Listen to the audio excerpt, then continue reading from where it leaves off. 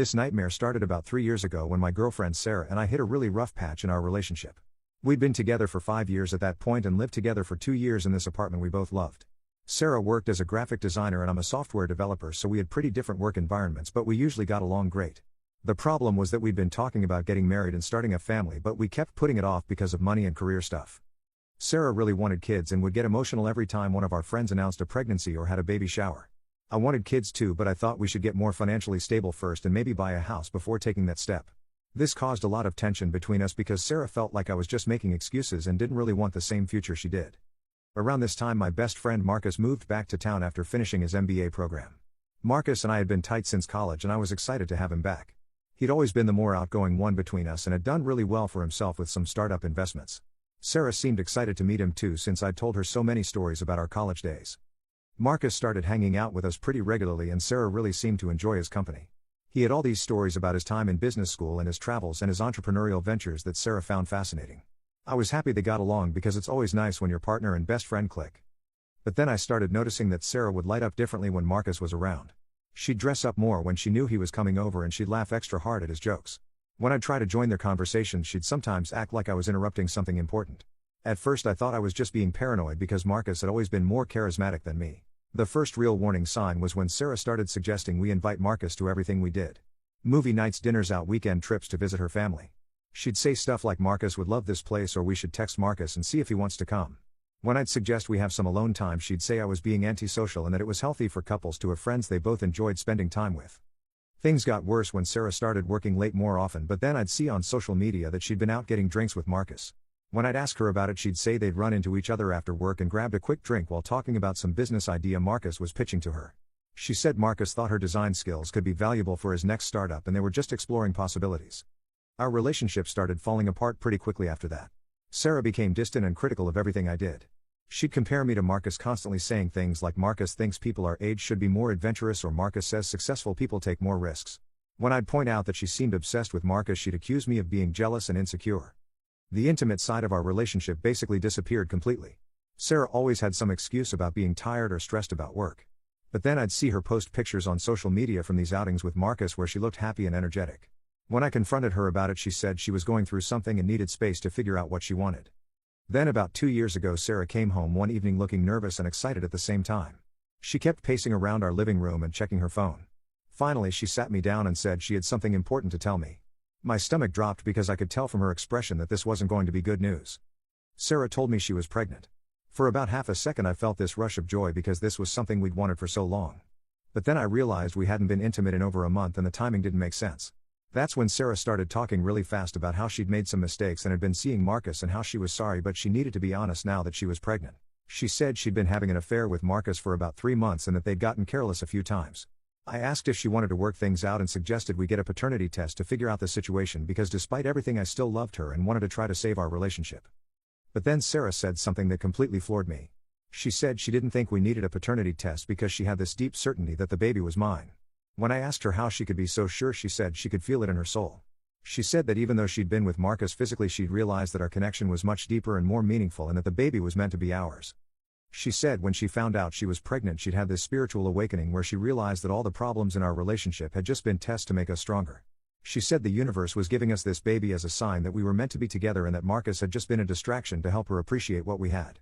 I told her that was completely insane and that feelings don't determine paternity. But Sarah got really defensive and said I didn't understand because I wasn't as spiritually aware as she was.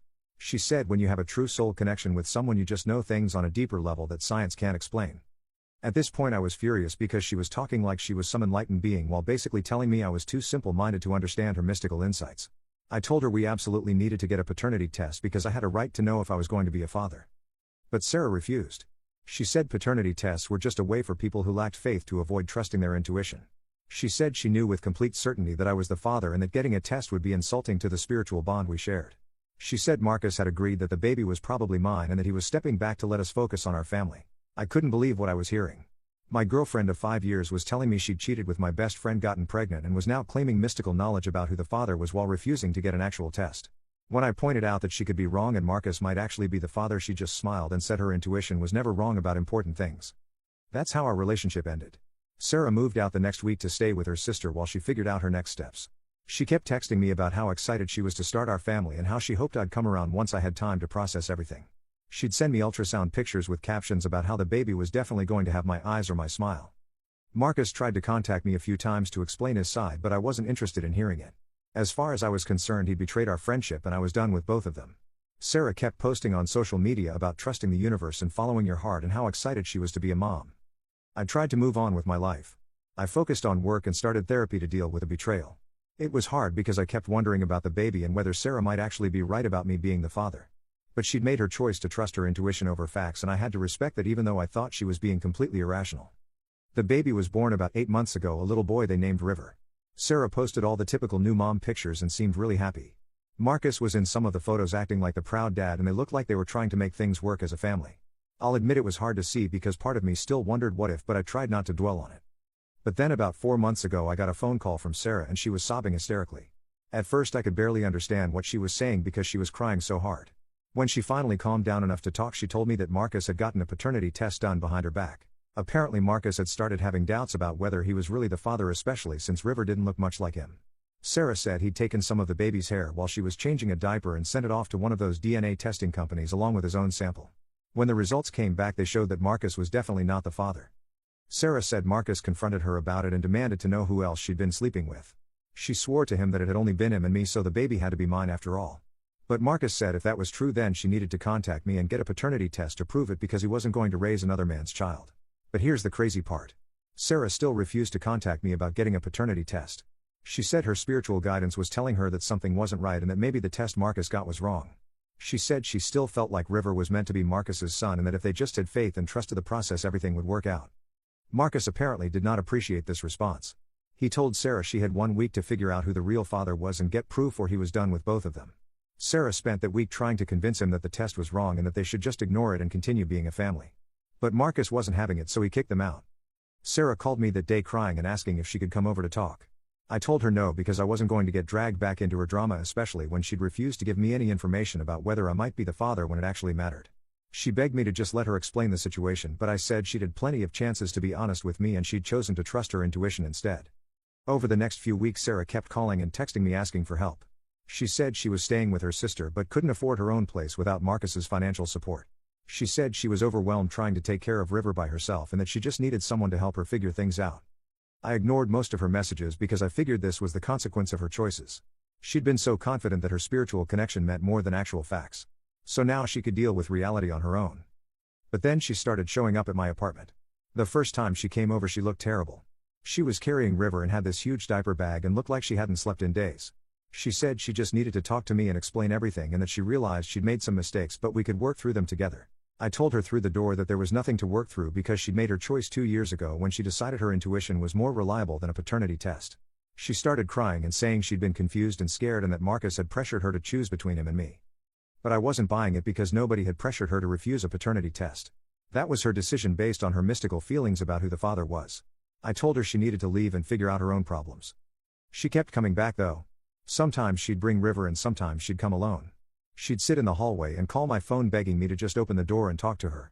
She said she was desperate and didn't know where else to turn, and that even if River wasn't my biological son, we'd been trying to start a family for so long that maybe this was the universe's way of giving us what we wanted.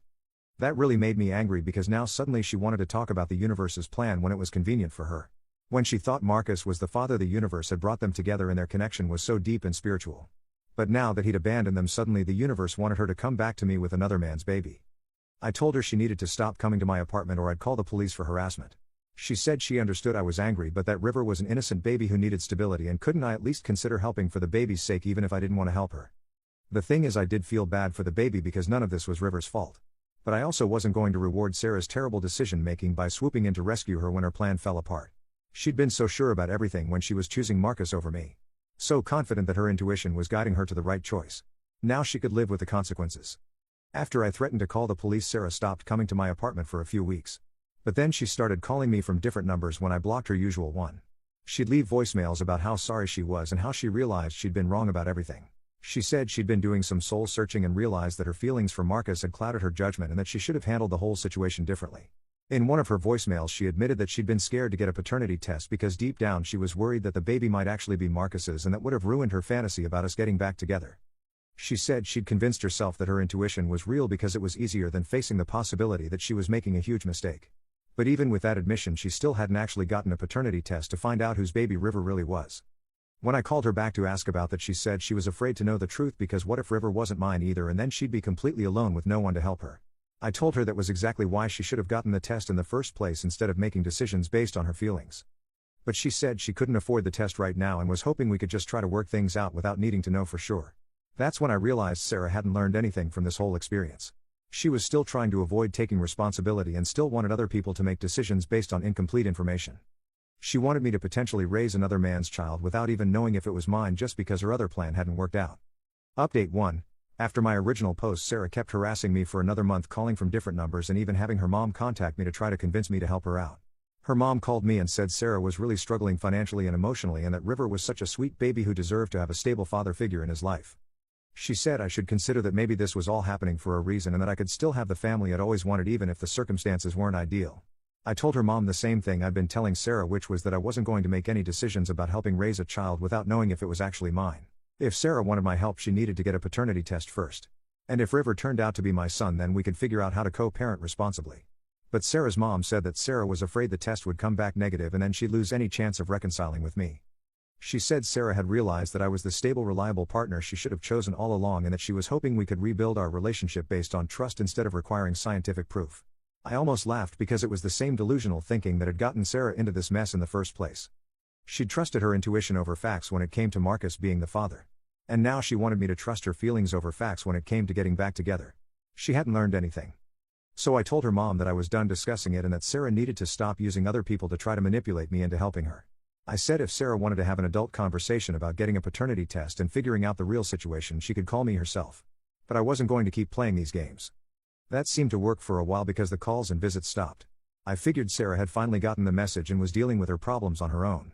I heard through mutual friends that she'd moved back in with her parents temporarily and was looking for a job. So it seemed like she was at least trying to get her life together. But then about 3 months ago I got a call from a number I didn't recognize. And when I answered, it was a woman's voice asking if I was Sarah's ex-boyfriend. I said yes and asked who was calling. She said her name was Jessica and she was calling about the paternity situation with River.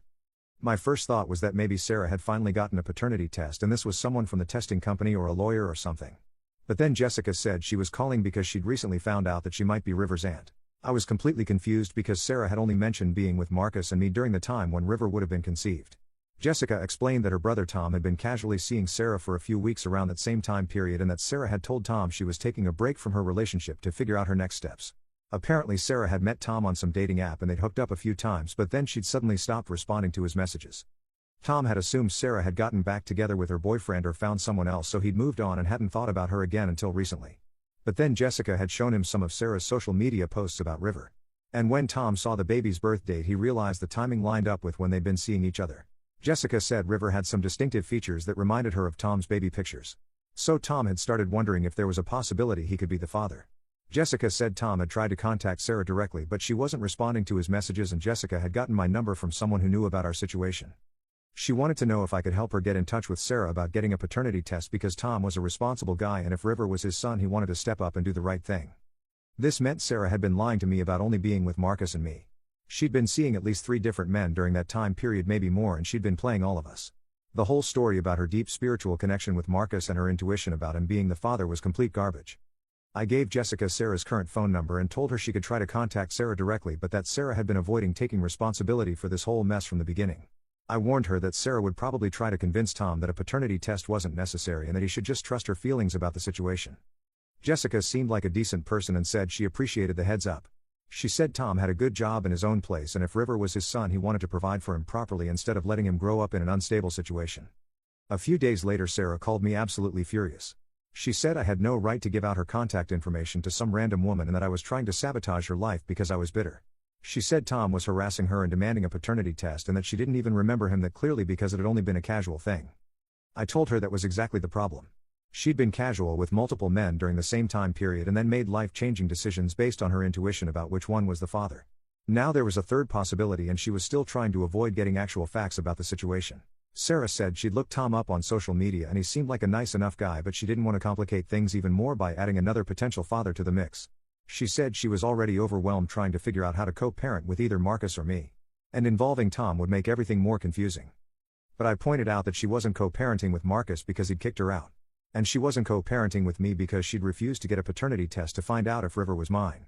She was just drifting around avoiding responsibility while other people tried to do the right thing. That conversation ended with Sarah hanging up on me, but apparently she did eventually agree to meet with Tom. From what I heard later, Tom convinced her that getting a paternity test was the fair thing to do for everyone involved, including River, who deserved to know who his real father was. So they got the test done, and guess what? Tom was River's biological father. Sarah called me after she got the results and she sounded completely defeated.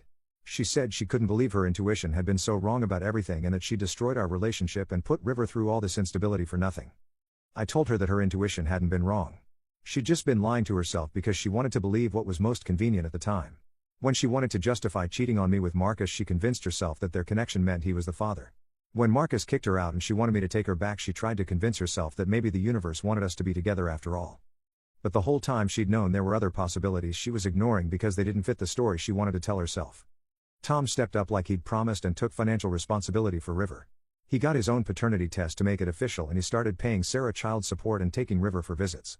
From what I can see on social media, he seems like a good dad and River looks happy and healthy. Sarah moved into her own apartment with Tom's help and got a part-time job so she could take care of River while still having some income. She stopped trying to contact me, which was a relief because I was tired of being dragged into her drama. Update 2. Well, I was wrong about being done with this situation. Last month Sarah showed up at my apartment again, but this time it was different from her previous visits. She looked put together and calm, not desperate and crying like before. She said she'd been in therapy and had some things she wanted to say to me and asked if I'd be willing to give her 10 minutes to talk. Against my better judgment, I let her in. Sarah sat down and said she'd been working with a therapist to understand why she'd made such poor decisions during our relationship and the whole affair situation.